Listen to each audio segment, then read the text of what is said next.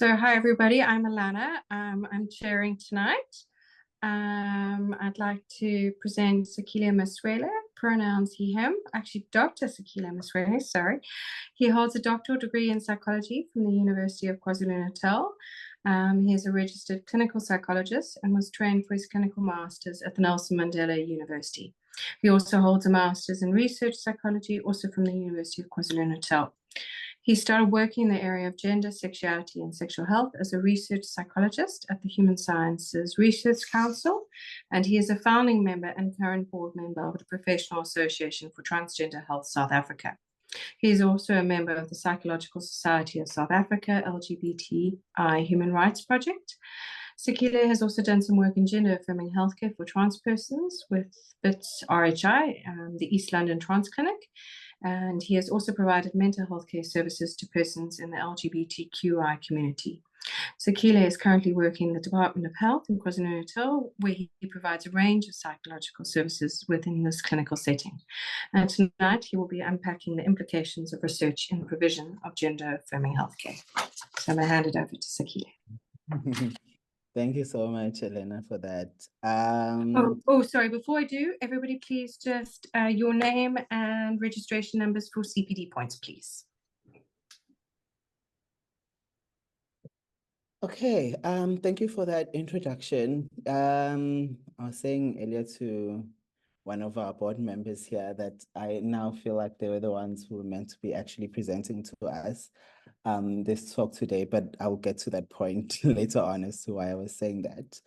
I'm going to so how did this come about? Currently, we are at a space where there is so much misinformation that exists out there in terms of gender-affirming healthcare. And it seems we find ourselves in a space where a lot of people are unable to engage critically with research. And being South African, we know that we've inherited the shorter end of the stick when it comes to research. So we know that, it is oftentimes a useful tool in helping us understand and move things forward, but also it could be used in a counter to that negatively, oftentimes when we are not interacting with it critically, or we are not engaging with it in ways that that are immersed in the work that we're reading. So that is really what we're trying to get to. So that's the purpose of this presentation this evening, is to help promote understanding of research, understanding of different levels of research, and critically engage with these different levels of research, looking at what they actually mean on paper and what that might translate into when it comes to gender-affirming healthcare, but even more so when it comes to gender-affirming healthcare in our context, which is South Africa. And oftentimes when we speak about South Africa, we need to also acknowledge that our Rainbow Nation has extremes, right? People are living in extremes. So we have people in the sort of more urban areas, modern areas, and we also have people working or living and existing in rural spaces.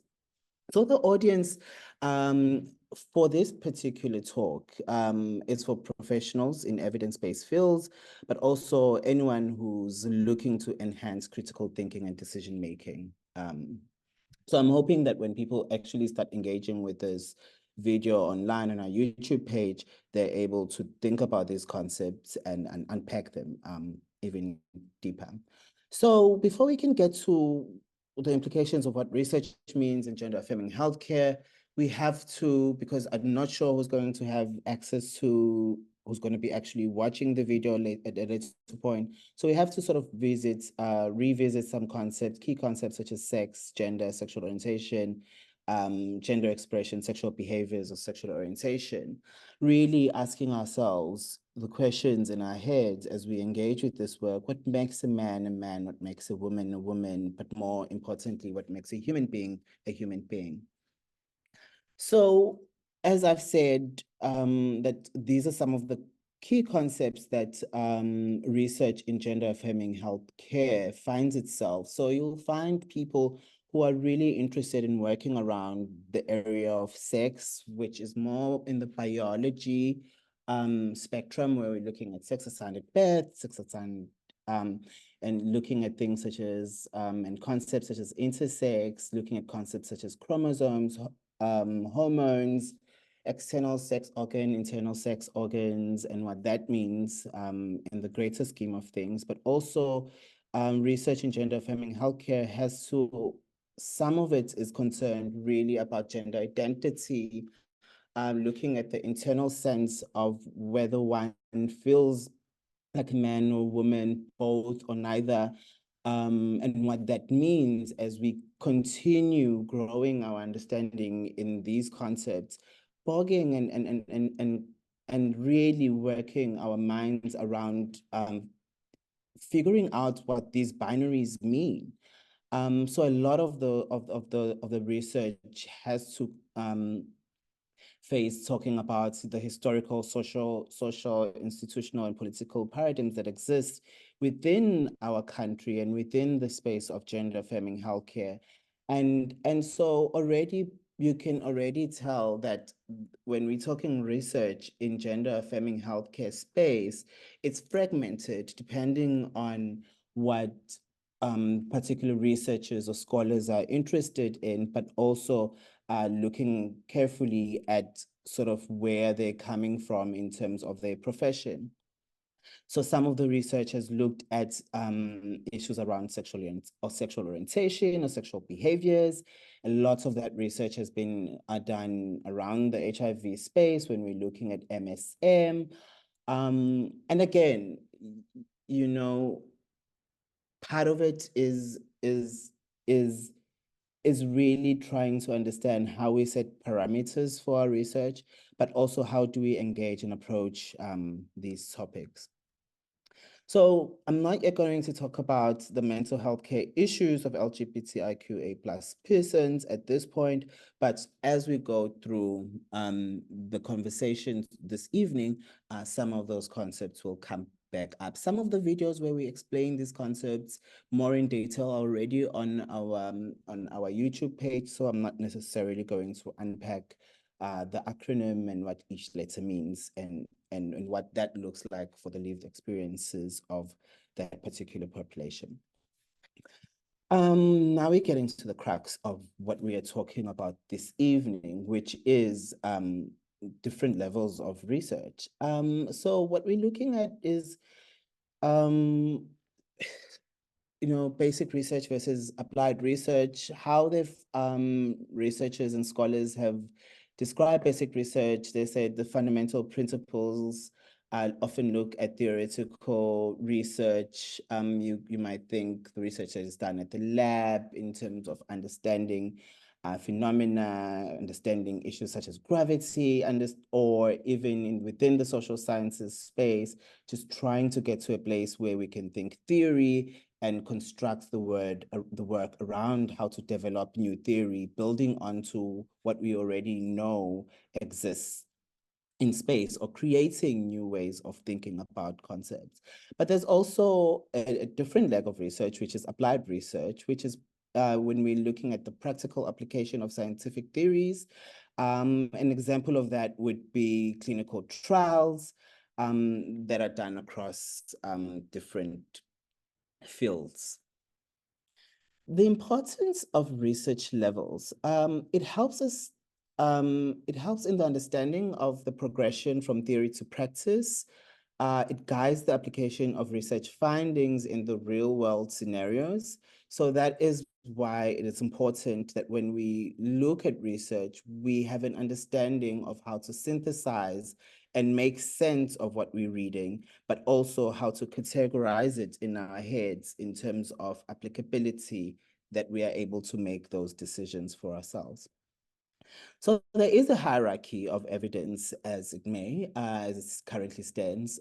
Systematic and meta-analysis, systematic reviews and meta-analysis being at the top of that pyramid, with randomized clinical trials following right after that in cohort studies.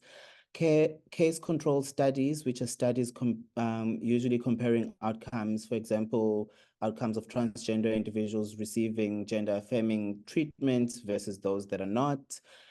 We have cross-sectional surveys, for example, which would be surveys assessing the current state of gender-affirming healthcare in country. Where we have case reports or case series would be detailed reports of individual cases of gender-affirming healthcare. So we'll be going to institutions that are providing such services and looking at those case reports and making and drawing conclusions from that. At the bottom of that, you'll find that there's expert opinions. These are insights from healthcare professionals specializing in the particular area. And as we find in this evening, so those would be individuals that are sort of specializing in gender healthcare. And again, this is very important. When we speak about expert's opinion, you may have a PhD in something else or a master's degree in something else, but if it's not within that area that you are commenting on, then you're not speaking as an expert in that particular area, because you have not actually engaged with the people and you have not actually engaged with the nuances of what service provision looks like and the sort of standards of care that may exist within that particular area.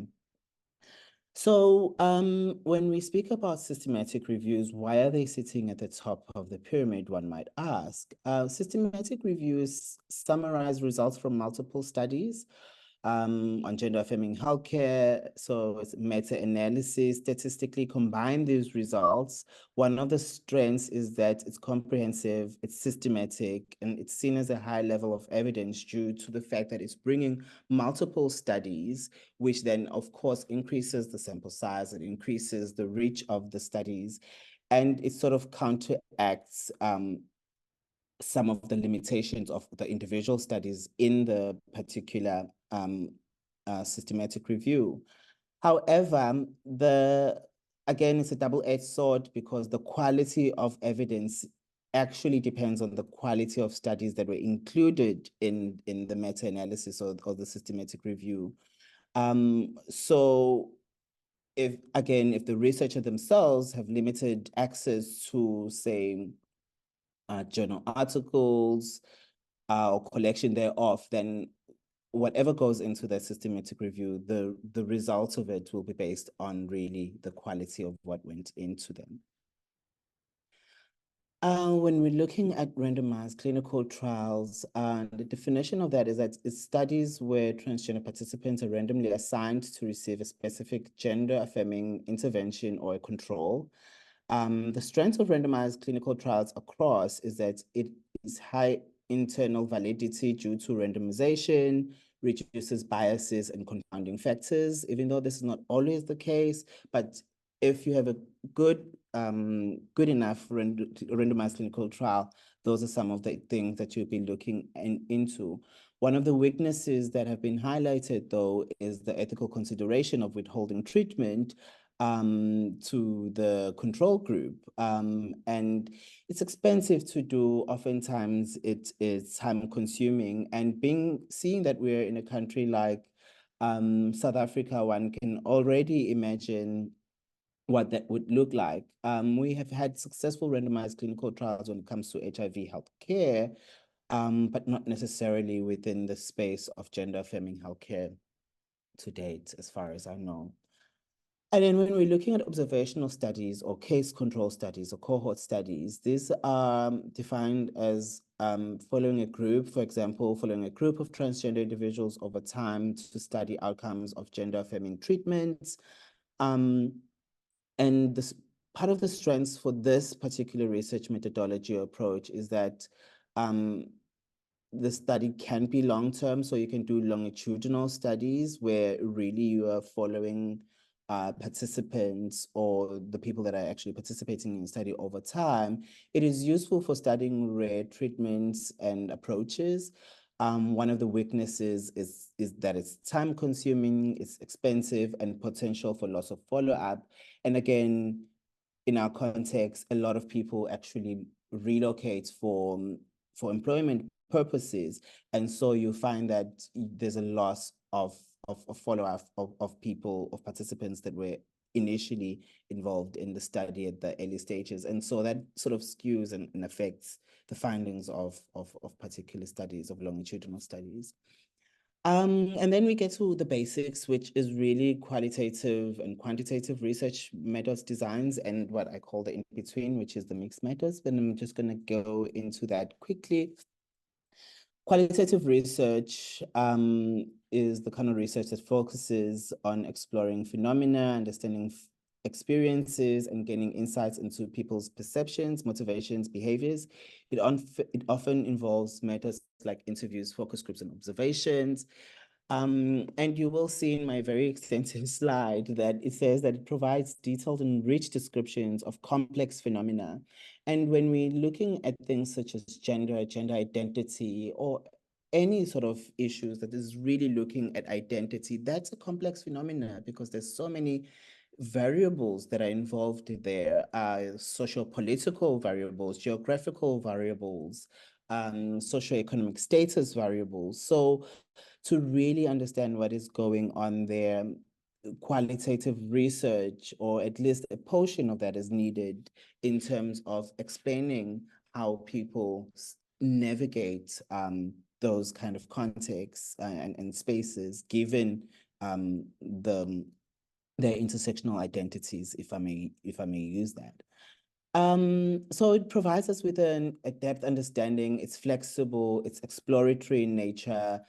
It oftentimes emphasizes participants' perspectives, but some of the weaknesses that have been highlighted is that data collection and analysis can be influenced by researcher bias and perspectives. It has limited generalizability, and replicability is difficult there. But we can unpack what this means when we're actually engaging later on.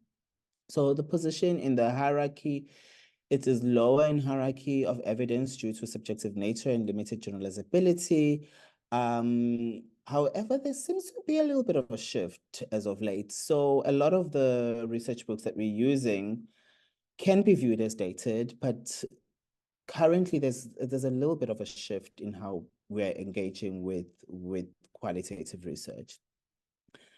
So quantitative research, of course, a little bit higher up because it involves numbers, it involves stats, it involves, for funders, clear deliverables and things where people can account. It's easy to monitor and evaluate, but also quantitative research involves systematic collection and analysis of numerical data to test hypotheses. It identifies patterns, it makes predictions. Common methods there, it's things such as surveys, experiments, and secondary data analysis. So some of the strengths that have been highlighted over the years is that data collection is often perceived as more objective and less influenced by researcher bias. It has large sample sizes, so statistically sound oftentimes, and it allows for a broader generalizability. Replicability is often easier than compared to qualitative research because, and this often helps other researchers working in this space to replicate the studies and verify the findings. In terms of statistical analysis, and enables of testing of hypotheses and identification of relationships between different variables that are affecting a particular group that is being studied. Some of the weaknesses, again, I think links back to what we were talking about when we were talking about qualitative research, is that it often overlooks the complexity of human experiences and fails to capture those nuances in context. It's very rigid oftentimes and contextually insensitive. And that's a big one because oftentimes we'll find a study that has been done elsewhere, maybe in the global north, and we want to apply its findings without critically, engaging with how they did it in the context in which they did it. And so because the circumstances are different in our country versus wherever the study may have been done, that makes it difficult for them, for the results to be generalizable and even to replicate such studies. But again, in terms of the research hierarchy, it's often high up there in comparison to qualitative research. Now, over the years, there's been a move towards mixed methods research approach, which really seeks to combine the strengths of both the approaches, the qualitative and quantitative. So providing both the in-depth qualitative insights and the breadth of the quantitative data. It helps with validating findings through things such as triangulation, and having just multiple sources, so that even in terms of concepts and constructs, validity sort of helps there, because we can look in terms of whether or not our understanding of the concept is what the lived experiences of the people being studied or the population being studied at the time. Do that correlate? Are they speaking to one another or not? Position in the hierarchy of evidence, increasingly recognized for its ability to provide a more complete understanding of research questions, can occupy a higher position when both qualitative and quantitative components are well integrated and rigorous. Okay, so there's ways in which when we read papers that can help us evaluate critically what we're reading. And some of those key concepts could be sample size, methodology, bias. We can look at reproducibility, relevance of the study. We could look at the limitations that were indicated by the authors and those that they did not indicate, that we were able to pick up as we were reading the work, because that alone, that's also influences whether or not how we sort of look at interpreting the quality of that particular study. So there are critical appraisal tools that exist for systematic review. There's the PRISMA reporting items, there's the consolidated standards of reporting trials for clinical trials, and one can access these tools and just really go through looking at each of the studies that we're engaging with critically when it comes to that. But there's the problem with dissemination of research findings. And this is really, I think, the backbone of my talk today. One of it being accessibility issues. So oftentimes we do these amazing studies, or researchers do these amazing studies, but when the findings are disseminated, it's difficult for for the general public to access that information. Oftentimes research findings are disseminated in conferences, in journals where people have to subscribe. And so in terms of subscription costs, people just end up not having access to those findings. And what this does, then it opens up space for people posting on social media, posting on different social media and tabloids, to have a little bit of a foreground, because that's easily accessible to the general public versus the spaces in which evidence-based research is being disseminated. And this is one of the major issue that we're facing today. Also, the use of technical jargon. A lot of the people that we are servicing, and a lot of the people in our country, oftentimes would struggle with understanding the complex terminology that is being used when these findings are being written up and published. And so it's easy to listen to a TikToker or someone who's posted on X about a topic, because then oftentimes in those platforms, people are using easily accessible language. And so awareness and reach is an issue where there's a limited audience with research.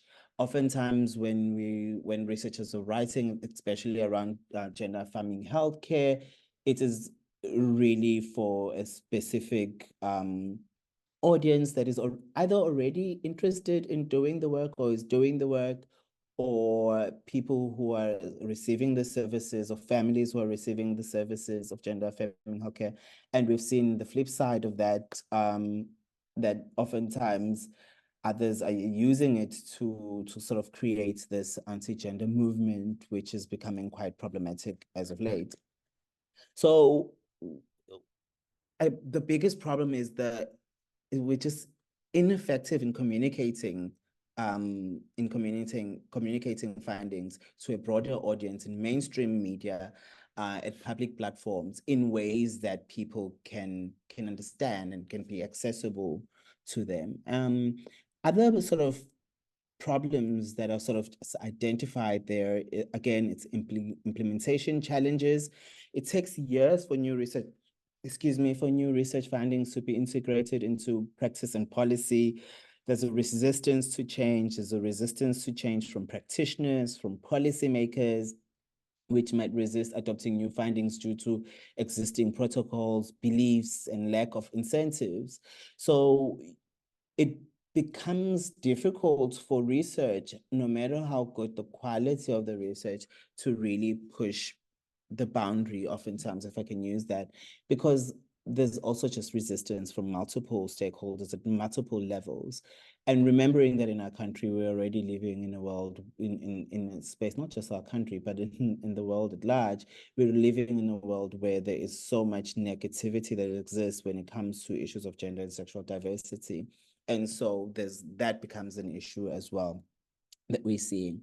There's a lot of bias and misrepresentation in terms of publication bias. People oftentimes publish positive results and are most likely to ignore negative findings or findings that don't speak to what they were sort of intending to do with that particular paper. And in this way, it can skew the understanding and the findings that exist within a particular workspace. If we're thinking about gender affirming healthcare, for example, someone might do a study and find 2 participants out of, say, maybe if it was a qualitative study, 2 participants out of 7 who have said maybe they regretted transitioning at whatever point in time of their lives. They might want to just highlight that particular finding, and anything that does not speak to what they were intending to do, they might sort of chuck it away or skew the result findings. So that becomes quite problematic. Also, when research reaches the media, the findings could be misinterpreted or sensitized so as to draw public attention, but then this also may lead to public misinformation.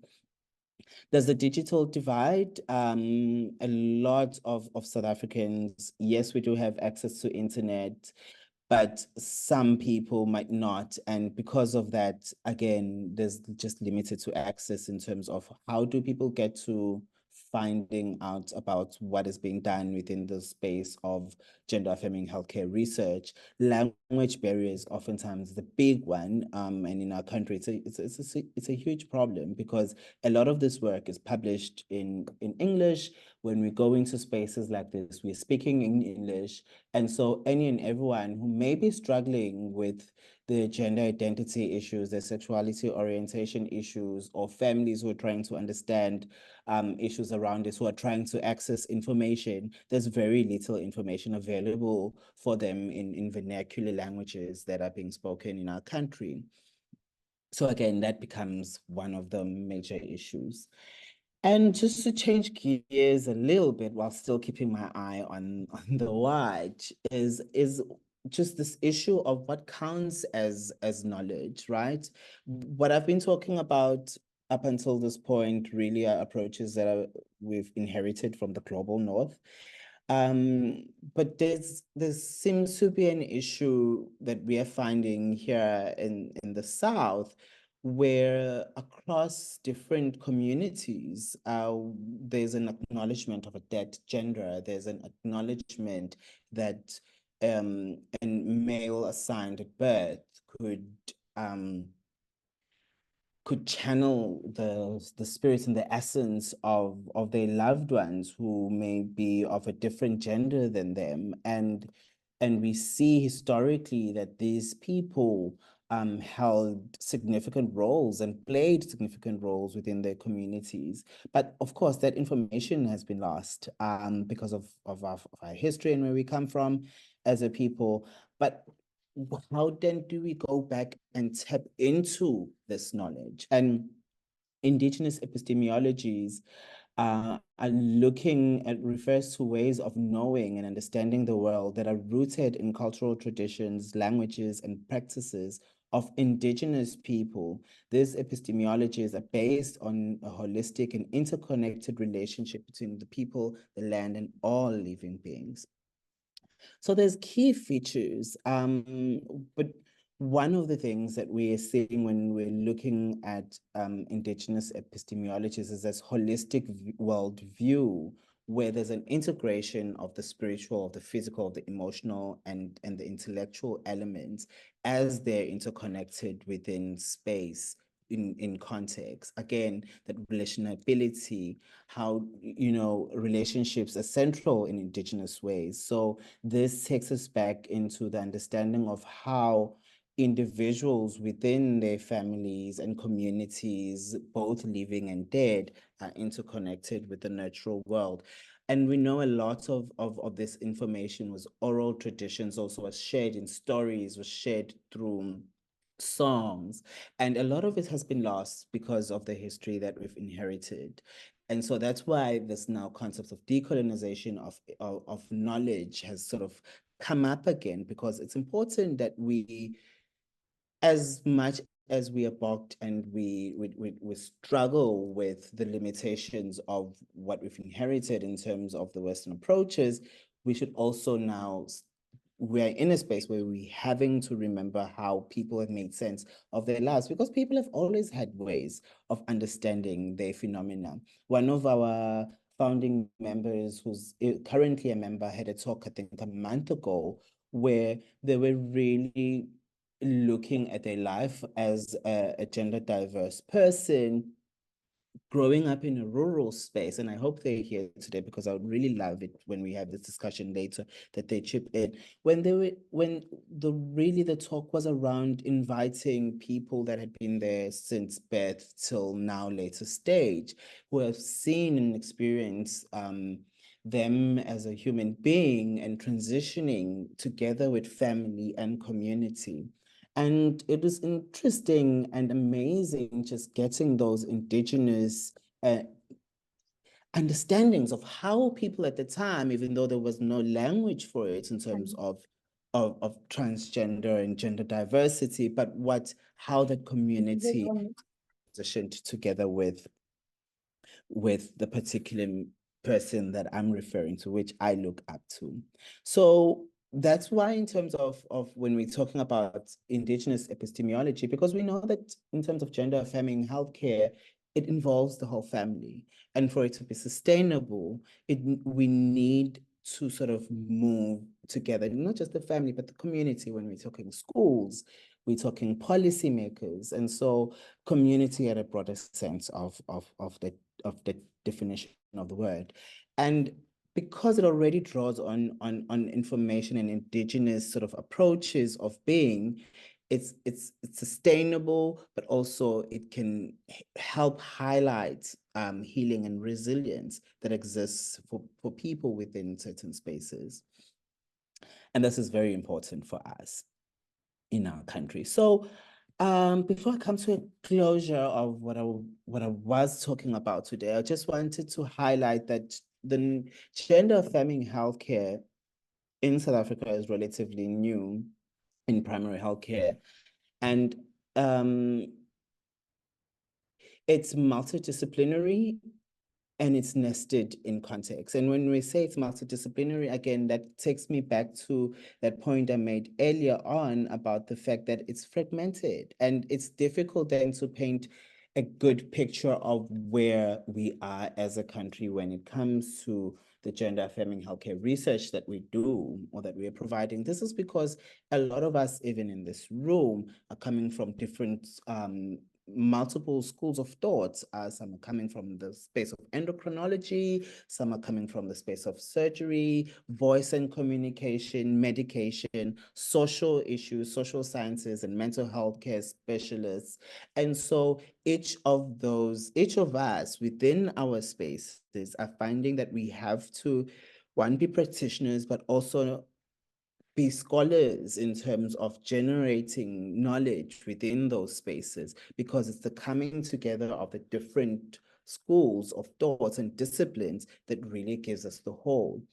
And so because of the multiplicity, because of the diverse research approaches, each and one of us might be, the one hand might not be necessarily speaking to the other. And so the quality of studies, we need to engage with it critically. We need to, and one of our board members has done an amazing job at this, where they're spearheading a project of really collecting all of the knowledge that we know about certain topics when it comes to gender affirming healthcare, and just to providing that knowledge hub that is easily accessible to professionals within the gender affirming healthcare space. And I think once finalized, that is going to be one of the greatest contributions really made by PATHSA at this point, because there's so much misinformation, and having access to that golden port of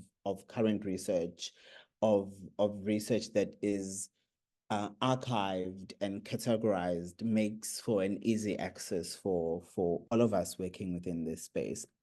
So in South Africa, we already know there's in terms of generation of knowledge, we know that a lot of knowledge will be generated within spaces where there's universities. So you're looking at certain types, certain provinces and certain spaces within those provinces, because research institutes, it's easy for a research institute linked to a university to be working and to be sampling participants around a particular area versus going to remote areas. And again, that does not necessarily then provide us with a clearer picture of what is happening in terms of gender affirming healthcare for folks in South Africa that might be needing those services. So some of the recent research in transgender healthcare highlights the challenges and gaps still in accessing of gender affirming healthcare. Although hormone therapy was made part of South African Department of Health Essential Medicines list in 2019, limb availability is still very limited, and there's a lot of long waiting lists where gender diverse persons struggle to attend such services. When people go into the public sector, there's barriers to service provision, and a lot of other sort of colleagues speaking about this on videos on our YouTube channel have highlighted those challenges. An example of this in Northern KZN, we have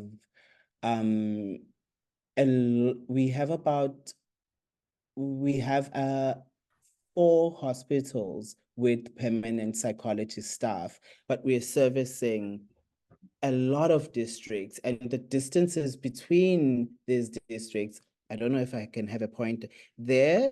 I'm not sure if you can see my pointer. Is Ngwelezan, where I'm currently based, and we're a tertiary hospital. Queen Nandi is our sister hospital, which is closest to us on the green. But then oftentimes we're finding that we're having to travel all the way to Manguzi, which is close to Mozambique. And some of us would go to areas such as Bethesda, as Fryhead, which are far apart. And so if we're so far stretched on the ground in just clinical service provision, it becomes an added challenge to now for one to be as active as they might want to be within the space of research. And so that's what we're also finding, is that a lot of us working in this space are actually doing the clinical work, and then the research work sort of takes a back seat, and means in terms of knowledge production, there's challenges there. A lot of studies have looked at barriers in terms of discrimination that we know exists within communities when it comes to gender affirming healthcare for gender diverse folk.